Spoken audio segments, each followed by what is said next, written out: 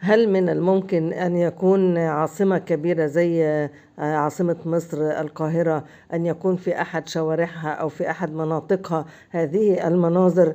يعني نجد أن هناك حظائر وزرايب، وأحد أو إحدى المتابعين سيدة فاضلة قالت لي إن يعني أرجوكم تتكلموا عن مشكلة الزرايب اللي عاملينها السودانيين في أول فيصل في منطقة الصفا والمروة وفي كعبيش، ان هم عاملين جزارين وجايبين مواشي ومواشي ماشيه في يعني محطوطه قدام المحلات، وعاملين زرايب على الشارع، والريحه والمنظر مقزز.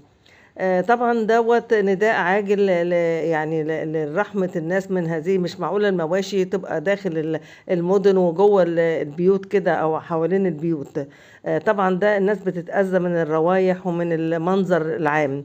يعني بالصدفة لقيت برضو فيديو لواحد قال ان هو سايح في مصر وان هو بينقل الصورة الحقيقية لمصر، وحاطط بقى صور زي دي كتير بقى، ان بصوا مصر الحقيقية ايه، هي دي مصر. الله اعلم ده سايح ولا هو قاعد بقى في مصر ومن السفر اللي قاعدين عندنا وقاعد يصور بقى ويطلع عشان يعمل دعاية سيئة للبلد ودعاية يعني غير حقيقية للبلد.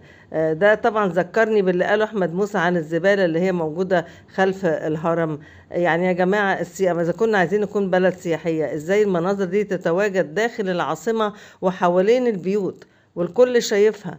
وغير ان الناس الاساسيين المصريين متأذين منها. يعني حتى يعني لو انتوا يعني بتحبوا الاجانب او هم الاجانب اهم حاجة، طب ما هو الناس شايفة البلاوي ديت يعني، يبقى ايه منظرنا احنا؟ دي الصورة اللي هتتنقل يعني عن مصر؟ وانا بقول لكم في فيديو عامله سايح حاطط فيها المناظر دي كتير بقى، وقايل هي دي مصر الحقيقية ام الدنيا. يعني يعني يا ريت بقى ان احنا نشوف تحسن، يا ريت.